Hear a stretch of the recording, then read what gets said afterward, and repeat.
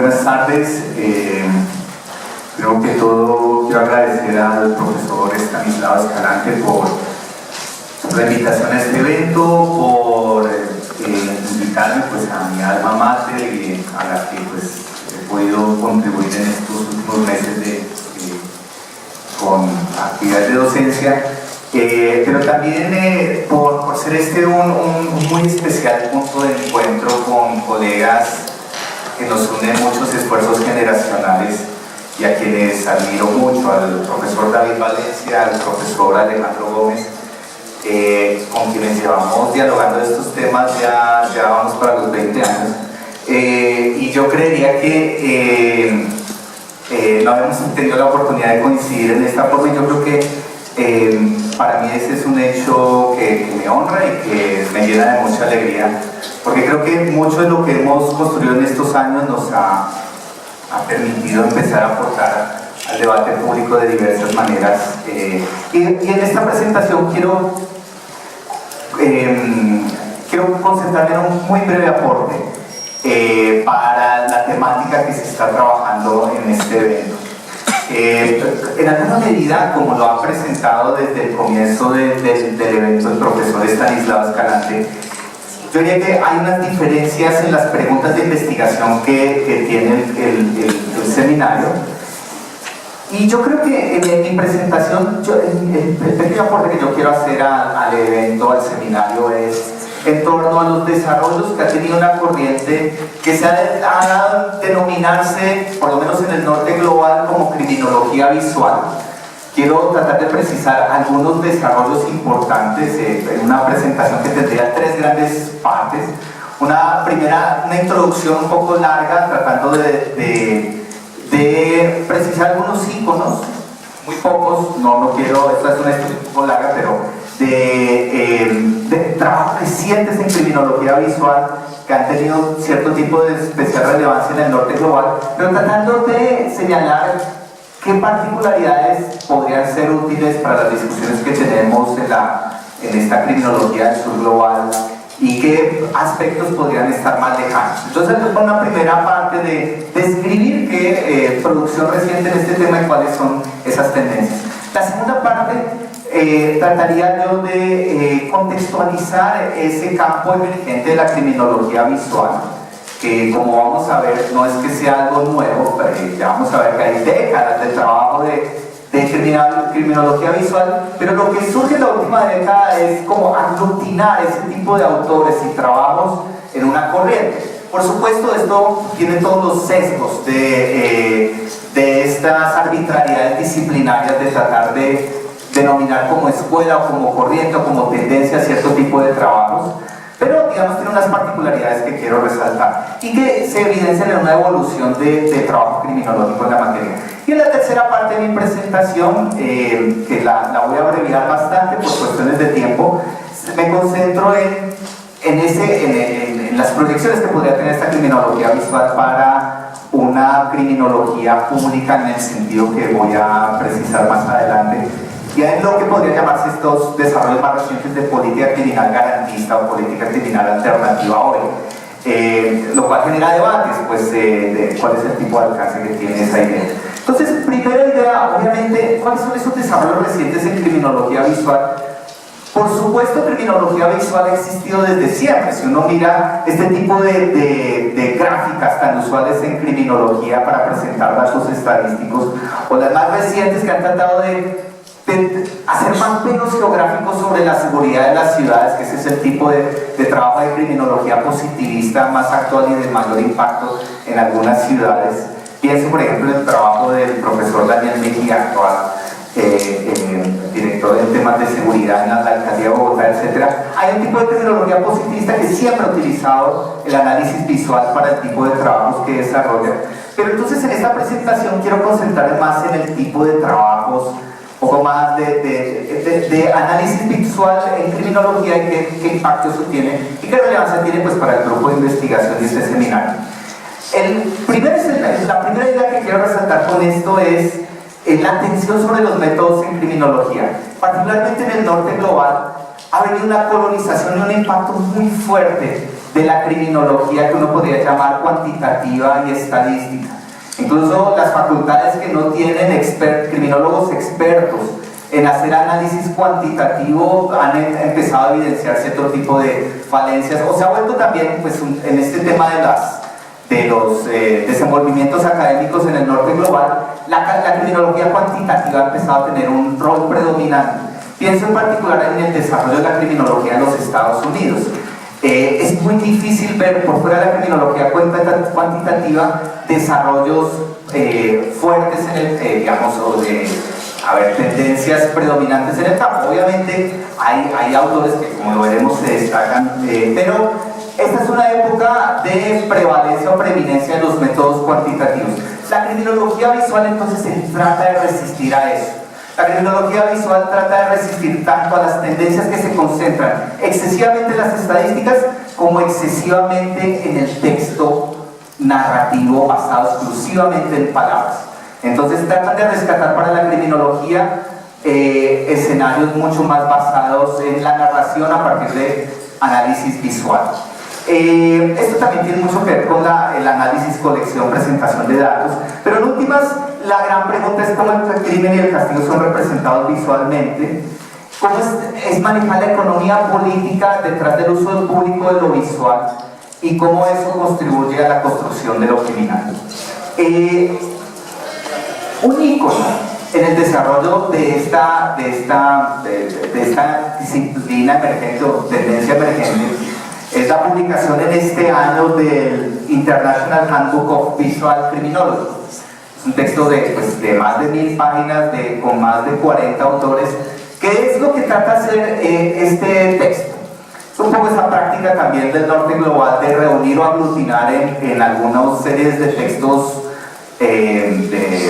que los llaman estos handbooks o manuales de ciertas tendencias, de construir entonces esa idea según la cual mucho que fue haciendo gente por separado, fotógrafos, documentalistas, artistas visuales, abogados, criminólogos, en una misma tendencia que va hacia esta idea, hacia disciplinas que contribuyen al análisis de las imágenes, por ejemplo, tendencias o trabajos concentrados en el análisis del crimen en el cine, pero tanto desde perspectivas positivistas como desde perspectivas críticas, ya lo vamos a ver en alguna idea, pero también representaciones del crimen en el arte gráfico, eso incluye también incluso el cómic, o el género documental, la fotografía policial, otro de los escenarios que los criminólogos durante mucho tiempo, pues por el marcado carácter represivo de la intervención penal y de la criminología positivista, este tipo de cómo construye la policía, el tipo de récord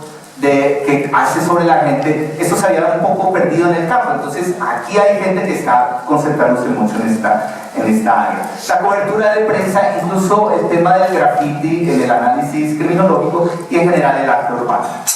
Pero también los dilemas éticos que están asociados al análisis de estas imágenes.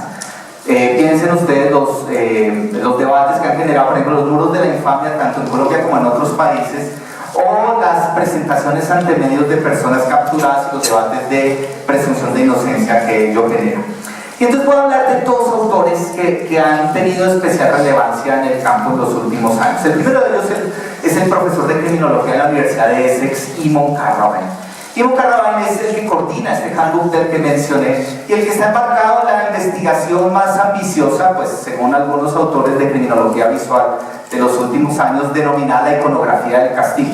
Lo que está tratando de hacer Carraway en este proceso, que como sintetiza en 15 años de trabajo de este profesor, es rastrear 500 años de la forma como en la historia de la evolución criminológica cómo se entendió el castigo y el encierro penitenciario, pero con particular énfasis en su representación en la literatura y en las artes visuales.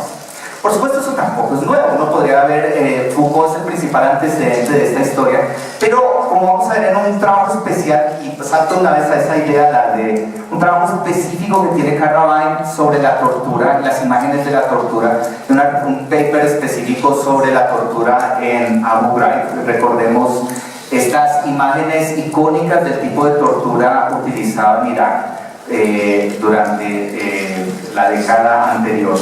Lo que hace Carraván es decir lo siguiente en la propuesta metodológica que él propone. Lo que él dice es que uno puede tomar estas imágenes de Abu Ghraib como un reflejo de la cultura política en Estados Unidos sobre el ejercicio de la violencia, y puede uno asociarla, por ejemplo, a muchas dinámicas que ha tenido el uso de la pornografía y la violencia en Estados Unidos. Incluso los reality shows lo empieza a analizar Carraván en esta lógica. Pero el tipo de imágenes que veíamos de estas fotografías que logran rescatarse de Abu Ghraib, las relaciona Carraván con este proyecto que tiene de articularlo con la historia del arte. Y lo que dice Carraván en este artículo llamado Images of Torture, lo que él trata de analizar es cómo la crueldad en la cultura popular estadounidense está también anclada en la historia de la representación de la violencia en el arte clásico europeo. Recordemos que él está arrastrando 500 años de representación artística y visual sobre el crimen. Y empieza a analizar entonces toda la construcción de la conquista, la ambición imperial, la creencia en la superioridad racial proyectada en cierto tipo de historiografía del arte, que está también caracterizada por una erotización de cuerpos en miedo. Y eso es lo que reflejan estas fotos en Abu Ghraib, y es como la arista con la que quiere complementar Carraván en el análisis de criminología visual. Paso muy rápidamente entonces a otro ejemplo relevante, Mary Bosworth, el tipo de trabajo que ha venido haciendo sobre una temática que en América Latina no ha tenido tanta fuerza como en Europa respecto a la utilización del derecho penal frente a la migración. Ha sido, pues, obviamente en toda América Latina, en los flujos migratorios, el encierro penitenciario de migrantes está a la orden del día, pero la masividad con la que está ocurriendo en Europa ha transformado o le ha dado una importancia al tipo de criminología, a las llamadas border criminologies, las criminologías de la migración, en el análisis de este tipo particular de expansión del poder punitivo. Entonces, ¿qué es lo que está haciendo muy brevemente? Esto es un poco más complejo, pero lo que trata de decir Mary Bosworth es que la criminología visual va a tener un rol para evidenciar lo que desde las políticas criminales oficiales trata de negarse, que el tipo de control migratorio no es un control penal o penitenciario ordinario, es lo que trata de decir todo el tiempo muchos de los gobiernos en la región.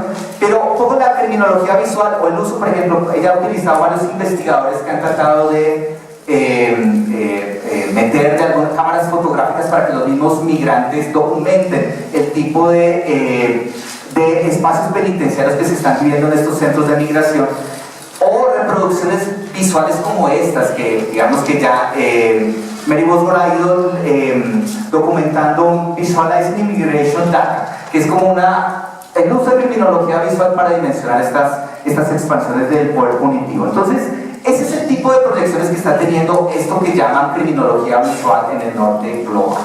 Ahora, en la segunda parte de mi presentación, entonces, para hacerlo muy rápido, ¿cómo se contextualiza esta criminología visual como campo criminológico? ¿Qué es lo que nos demuestra también esta producción reciente? Tengo 4 ideas que las menciono muy brevemente porque algunas ya fueron analizadas en la mañana. La primera de ellas, obviamente, que esto tiene antecedentes en trabajos como el de Michel Foucault, en Las palabras y las cosas, y en otro tipo de producción de Michel Foucault, sobre la discusión sobre el acceso a la verdad en la modernidad.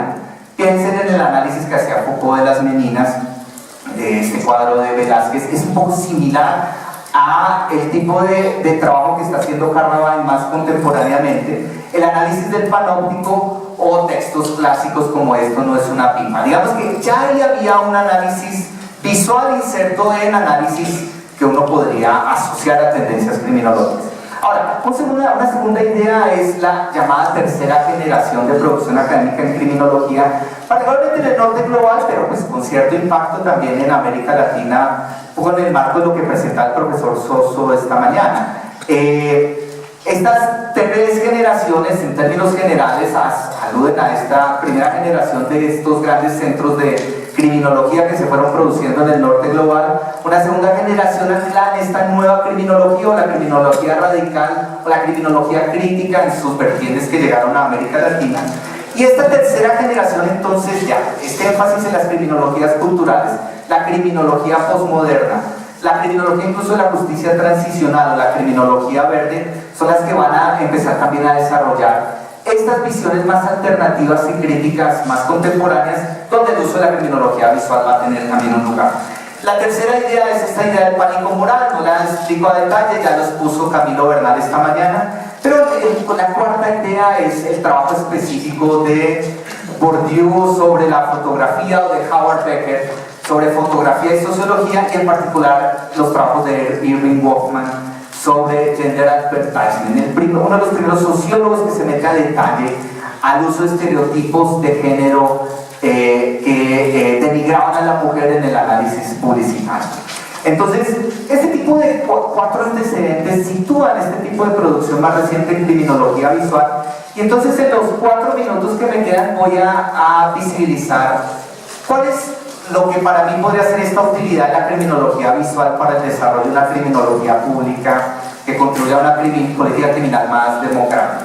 Aquí uso un poco como los enfoques clásicos de política criminal alternativa, pero que también yo quisiera rescatar a un profesor mencionado por el profesor Máximo Sosa esta mañana, el profesor Ian Lauder, mi profesor de la Universidad de Oxford, y todo lo que él ha planteado sobre la discusión de criminología pública. ¿Cómo insertar lo que decía también Camilo Bernal y Máximo Sosa esta mañana?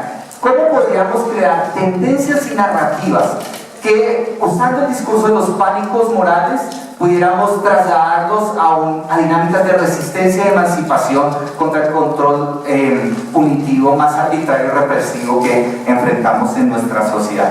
Eso es complejo, pero un primer escenario. Los trabajos de Michelle Brown y Nicola Rafter sobre cine y criminalidad masiva. Eso se va a hablar en este seminario, entonces no lo quiero desarrollar a detalle, pero es un análisis de las del producto audiovisual y de las películas, un poco más en contextos de criminología crítica.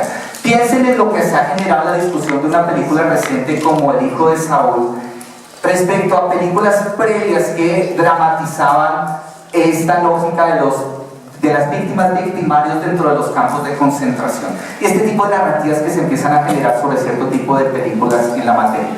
Y en el caso colombiano, pues la emergencia de un cine que reconstruye la atrocidad masiva.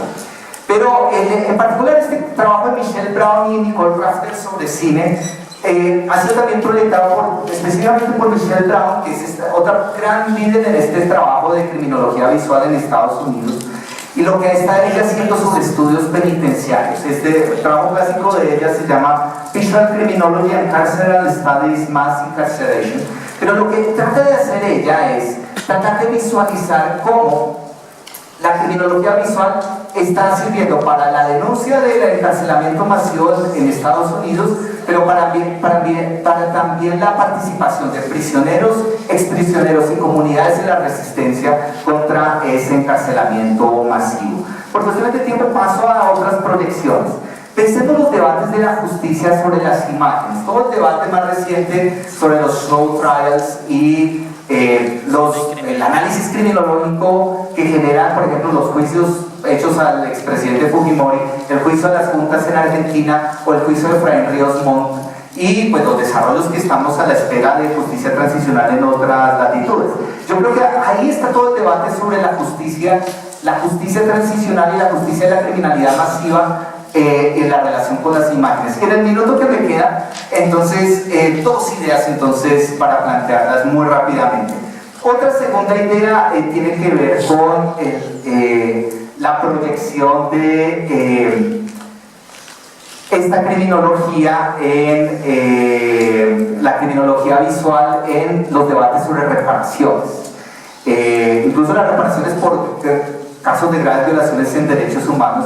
Pensemos en, por ejemplo, este es un monumento muy simbólico de la transición peruana, El Ojo que Llora, donde cada una de las víctimas de la violencia en el conflicto armado en Perú tiene una piedra dentro de ese ojo, pero con unas particularidades que es la que explota la criminología visual de la narrativa de lo que se dice y lo que no se dice con el tipo de imagen que se construye. Es un espacio solamente para víctimas que no le abrió ningún tipo de escenario a los victimarios, por ejemplo. Incluso a los victimarios que habían sido víctimas de graves violaciones de derechos humanos. Como el debate de la doctrina de manos limpias en el marco de reparaciones de graves violaciones de derechos humanos. Entonces, aquí la imagen tiene un rol. Y en otras reparaciones por graves violaciones de derechos humanos vamos a ver desarrollos similares.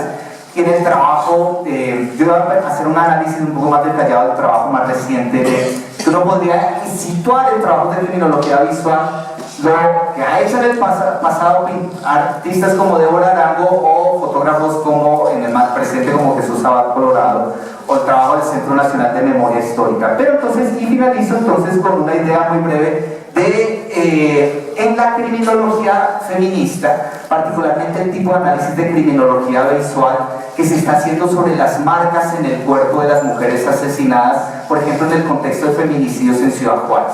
Esa es una línea de criminología visual que en México se ha impulsado, pero que ha avanzado también en las marcas específicas de los feminicidios.